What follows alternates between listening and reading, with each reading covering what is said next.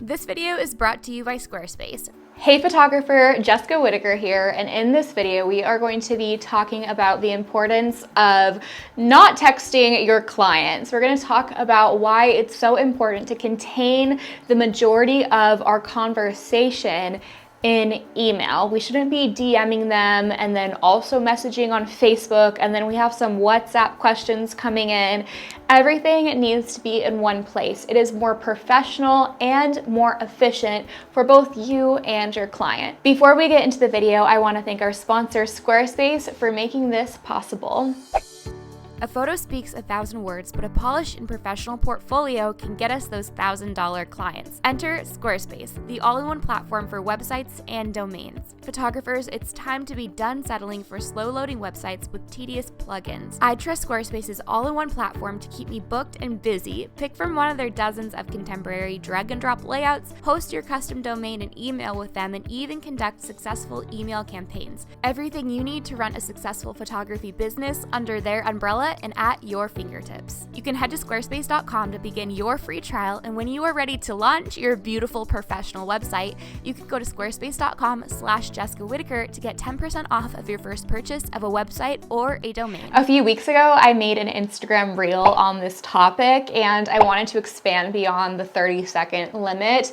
It was interesting in the comment section how there were definitely people who either agreed with me or didn't, no in between. And while you might disagree, maybe texting does work fine for you, I really encourage you to listen with an open mind, because you might be surprised at how this not only goes beyond just keeping things professional, but how much more efficient your workflow might become because you're keeping things in the inbox. The number one reason why I would not be texting with my clients is because of the disorganization. Having everything contained in one place, one email thread, is just going to make answering questions and referring back to previous emails so much easier than trying to dig through. It's going to slow down your workflow, and it's going to create a lot of disorganization. Another reason why it's so important to keep all of the communication in one place in email is so that there's a lot more flexibility when your clients can contact you without fear of disturbing you.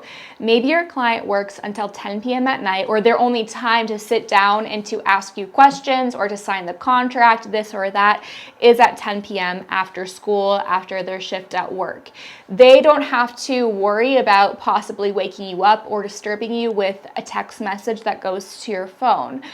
Or maybe they're going to try to remember, I need to text Jessica in the morning about this question. I don't want to wake her up. They end up forgetting the question that they wanted to ask you, and then that can cause other frustrations down the line. And as a result, you are able to also respond during your work hours, whether your work hours are 9 to 5, or if you work on your photography after university and your part-time job, maybe the only time you really have to sit down and answer your emails is at 11 o'clock at night. I've been there and I understand that fully. Then you don't have to worry about disturbing your client. Therefore, you're able to also have more wiggle room, so you don't feel the pressure to respond to a question or maybe a concern right away. You can have some time to think about it, because nobody is expecting an immediate response with email like we do with text message. It keeps things all in one place,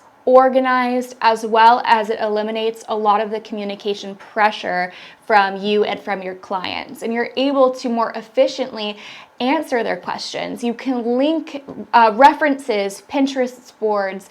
You can just make your overall response visually look more professional, because email is a professional platform. Text messaging just isn't. Text messaging is personal. It's not professional. You might disagree with that, and you might be able to keep your text messages pretty organized and sorted out. And that's great, but I would consider that if you are wanting to step it up with your photography business, you are wanting to shoot for excellence, then I would really encourage you to consider moving these conversations from iMessage to an inbox. And within that inbox, I encourage you to either get a Gmail address or your own domain so that we're not using our personal email addresses or at AOL or at MSN. I have a whole video on the importance of this $5 change of switching your email address.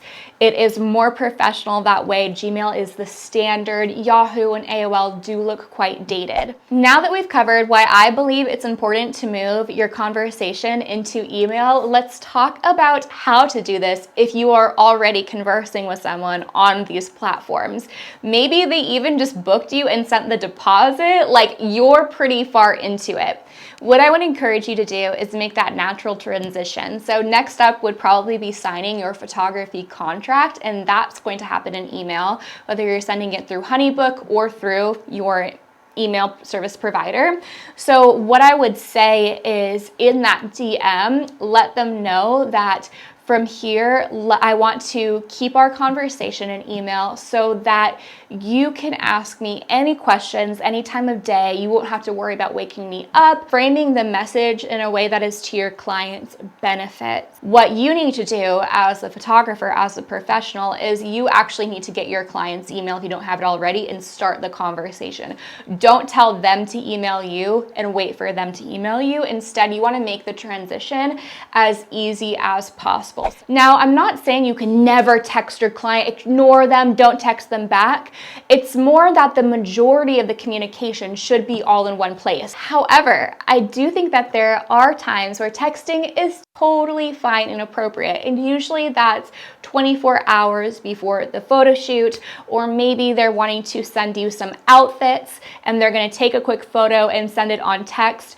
Those kind of things are perfectly fine to keep in text because they're not critical information for the photo shoot itself. But handling the date, the time, location, contract, payment, confirming the payment, any questions that they have, that should all be organized out. The critical details or agreeing upon certain things, keep it all in email written format. Let's talk about client phone call. So if they have a quick question for you over the phone and it's some kind of critical information, whether that's pushing the photo shoot back by 30 minutes or changing the location, adding an outfit, you can answer their question in phone, but then I would encourage you to go into email and write it out and just confirm with them. I just want to confirm with you after our call that you can add another outfit for an additional $125.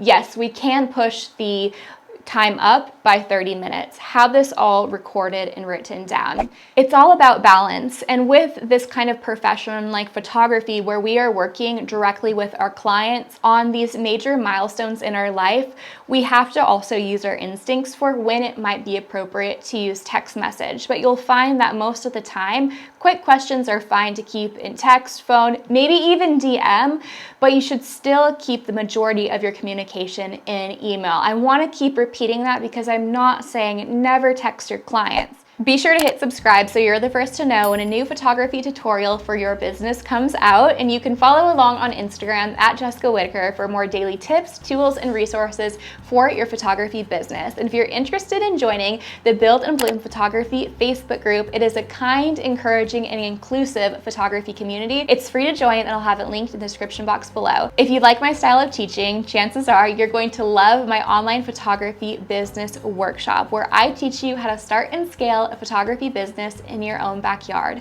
I believe in you and I believe in your business, and I'll see you in my next video. Bye.